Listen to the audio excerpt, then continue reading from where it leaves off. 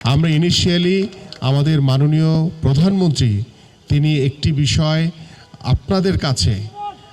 সম্মতি জ্ঞাপন করেছেন, যে বিষয়টি হচ্ছে যে তিনি চান যে দ্রুত সময়ের ভিতরে আপনারা জাতীয় পর্যায়ে একটি আন্তর্জাতিক মানের একটি ক্রীড়া প্রতিযোগিতা অনুষ্ঠিত করবেন এবং সেই অনুষ্ঠানে আমাদের মাননীয় প্রধানমন্ত্রী উপস্থিত থেকে আমাদের এই ক্রীড়া বিশেষ চাহিদা সম্পন্ন যে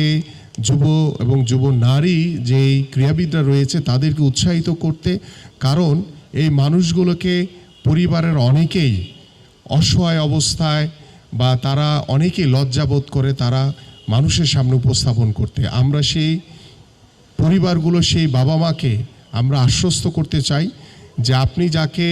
লজ্জাবোধ করছেন, যাকে বের করার জন্য বাসা থেকে, তার ভিতরে অনেক প্রতিভা রয়েছে, সেও অলিম্পিকের মতো এশিয়ান গেমসের মতো জায়গায় খেলাধুলার মাধ্যমে অংশগ্রহণ করে সে বাংলাদেশের নামকে উজ্জ্বল করতে পারে। সো আপনার লজ্জা পাওয়ার কোনো কারণ নাই, আপনার নিজেকে অসহায় ভাবার কোনো কারণ নাই। আপনার এই বিশেষ চাহিদা সম্পন্ন সন্তান আপনার জন্য, আপনার পরিবারের জন্য, এদেশের জন্য সম্মান বয়ে আনবে, সেই রাস্তাটি আমরা তৈরি করতে চাই। এই জন্য আমরা আশা করছি যে আপনাদের যে নবনির্বাচিত কমিটি, আপনারা শুধু এশিয়ান গেমস না, আমরা আপনাদেরকে সারা বছর একটি ট্রেনিং সেশনের ভিতরে রাখতে চাই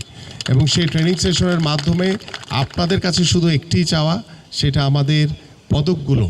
যাতে আমরা পেতে পারি। আমাদের এশিয়ান গেমসের মতো জায়গায়, আমাদের অলিম্পিকের মতো জায়গায় চৈতি সহ আরও যারা পদক পেয়েছে, আমরা কিন্তু ইতিমধ্যে মাননীয় প্রধানমন্ত্রী তাদেরকে ক্রীড়া ভাতার আওতায় অন্তর্ভুক্ত করা হয়েছে এবং আপনাদের যে নেক্সট টুর্নামেন্ট আছে সেখানেও আপনাদের যদি নতুন কোনো ক্রীড়াবিদ আমাদের দেশের জন্য গোল্ড মেডেল পদক নিয়ে আসতে পারেন, ইনশাল্লাহ তাদেরকেও আমরা সেই ক্রীড়া ভাতার ভিতরে অন্তর্ভুক্ত করব। কারণ আমাদের আগামী 1 মাসের ভিতরেই আমরা চেষ্টা করছি যে আমাদের আরও 200 জন ক্রীড়াবিদদেরকে আমরা আমাদের এই ক্রীড়া ভাতায় অন্তর্ভুক্ত করব। ইতিমধ্যে আমরা 300 জনকে আমরা ক্রীড়া ভাতা প্রদান করছি। আমরা 500 জনের যে লক্ষ্য রয়েছে, আমরা সেই 1 মাসের ভিতরে ইনশাল্লাহ আমরা সেই 200 জনকে অন্তর্ভুক্ত করে ইনশাল্লাহ আমরা 500 জন আমাদের এই কন্টিনিউয়াসলি আমরা সরকারের পক্ষ থেকে পেশাদারিত্ব নিশ্চিত করার জন্য, খেলাধুলাকে পেশা হিসেবে প্রতিষ্ঠার জন্য আমাদের এই কার্যক্রম চলমান থাকবে এবং সেই কার্যক্রমের মাধ্যমে আমি দৃঢ়ভাবে বিশ্বাস করি আমাদের তৃণমূল থেকে একটি জাগরণ তৈরি হয়েছে। সেই জাগরণের মাধ্যমে আমরা খেলাধুলাকে পেশা হিসেবে প্রতিষ্ঠা করা, আমরা নতুন করে স্পোর্টসের